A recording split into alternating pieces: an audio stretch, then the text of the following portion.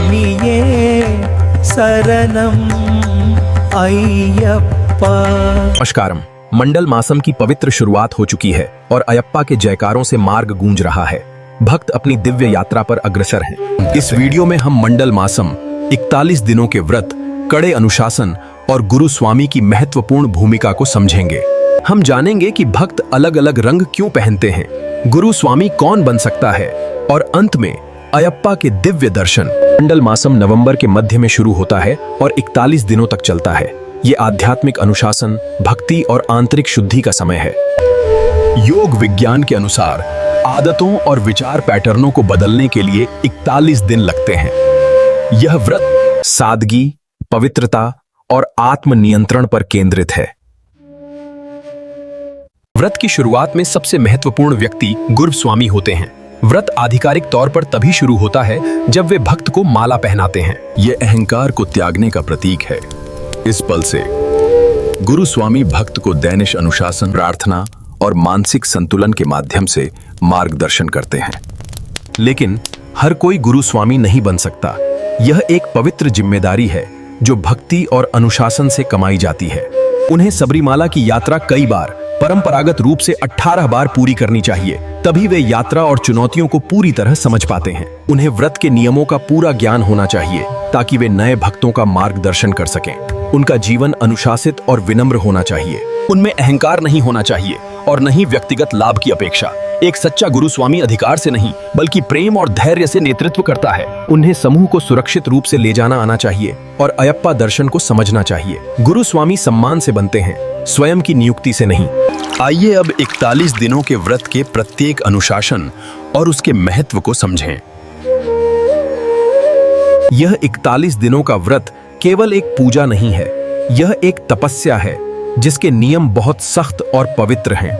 इन नियमों का पालन किए बिना सबरीमाला की यात्रा अधूरी मानी जाती है।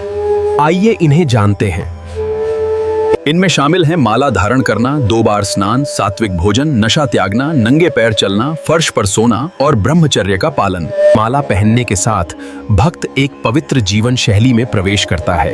यह मन को हर पल अयप्पा से जोड़े रखता है। दिन में 2 बार स्नान करने से शरीर और मन शुद्ध होता है। यह भक्त को शांत और सात्विक अवस्था में रखता है। भोजन मन को आकार देता है। सात्विक शाकाहारी भोजन भावनाओं को स्थिर और विचारों को स्पष्ट रखता है।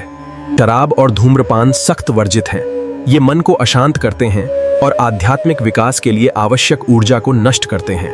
नंगे पैर चलने से विनम्रता और सहन शक्ति बढ़ती है और यह हमें प्रकृति से जोड़ता है। फर्श पर सोना सादगी और सुख सुविधाओं से वैराग्य का प्रतीक है। ब्रह्मचर्य केवल शारीरिक नहीं है, ये आध्यात्मिक ऊर्जा और मानसिक पवित्रता को संरक्षित करने के बारे में है। भक्त काला, नीला, पीला या नारंगी रंग के कपड़े ही क्यों पहनते हैं?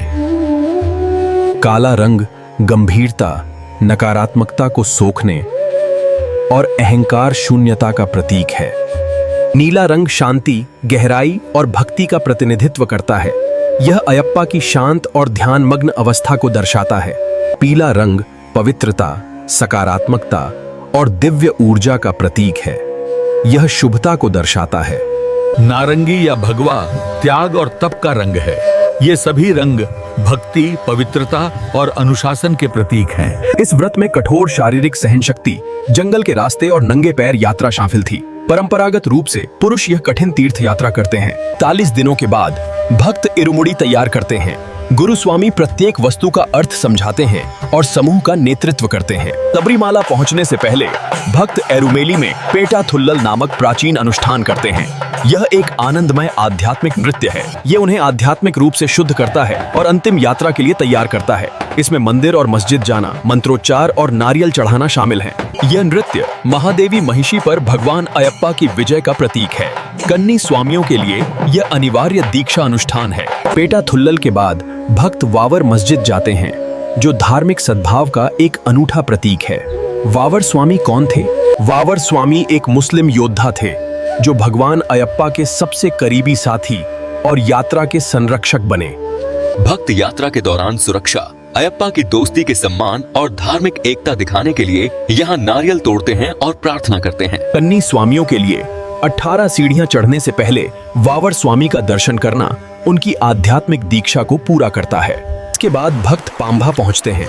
यहाँ पवित्र नदी में स्नान करने के बाद वे पांभा गणपति के दर्शन कर उनका आशीर्वाद लेते हैं। पांभा गणपति के आशीर्वाद और वावर स्वामी के मार्गदर्शन से भक्त मुख्य सन्निधानम की ओर अपनी अंतिम यात्रा शुरू करने के लिए तैयार होते हैं। यह अंतिम चढ़ाई घने जंगलों और दुर्गम पहाड़ों के बीच से होकर गुजरती है, जो कठिन शारीरिक सहन शक्ति की अंतिम परीक्षा होती है। पदिनेट्टम पड़ी जीवन की 18 बाधाओं जैसे अहंकार, क्रोध और लोभ का प्रतिनिधित्व करती हैं। इन्हें चढ़ना इन आंतरिक शत्रुओं पर विजय पाने का प्रतीक है। पदिनेट्टम पड़ी तीर्थ यात्रा का हृदय है। इन सीढ़ियों पर केवल इरुमुड़ी धारण करने वाले भक्तों को ही चढ़ने की अनुमति है। इरुमुड़ी की 2 गांठें हमारे पिछले कर्मों और भविष्य के आशीर्वाद का प्रतिनिधित्व करती हैं। यह चढ़ाई एक गहरा आध्यात्मिक परिवर्तन है। पहले 5 कदम 5 इंद्रियों पर विजय का प्रतीक हैं। देखना, सूंघना, स्वाद लेना, छूना और सुनना। भक्त इंद्रिय जनित विकर्षणों से ऊपर उठते हैं। अगले 5 कदम 5 आंतरिक शत्रुओं पर विजय हैं। कामना, क्रोध, लोभ, मोह और अहंकार। कदम 11 से 14 जीवन के 4 तत्वों को दर्शाते हैं। पृथ्वी, जल, अग्नि और वायु, जो जीवन का भौतिक आधार है। कदम 15 से 17 3 गुणों का संतुलन सिखाते हैं। सत्व आन, रजस और तमस। 18वां अंतिम कदम आत्म तत्व की प्राप्ति है। यह अहंकार को छोड़कर परम आत्मा के साथ एकात्म होने का प्रतीक है। और अंत में सन्निधानम में अयप्पा के दर्शन, वर्षों की भक्ति, 41 दिनों का अनुशासन। यह दर्शन शुद्धि, नकारात्मकता से मुक्ति और आध्यात्मिक पुनर्जन्म का प्रतीक है। इसीलिए लाखों लोग यह यात्रा करते हैं। स्वामिये शरणम अय्यप्पा, स्वामिये शरणम अय्यप्पा। हर कदम मन को शुद्ध करता है, हर मंत्र आत्मा को ऊपर उठाता है। शीर्ष पर पहुंचना चेतना की एक उच्च अवस्था तक पहुंचना है। भगवान अयप्पा आपको शक्ति और शांति दे। अगर इस वीडियो ने आपकी मदद की तो लाइक और सब्सक्राइब करें। स्वामी शरणम अयप्पा।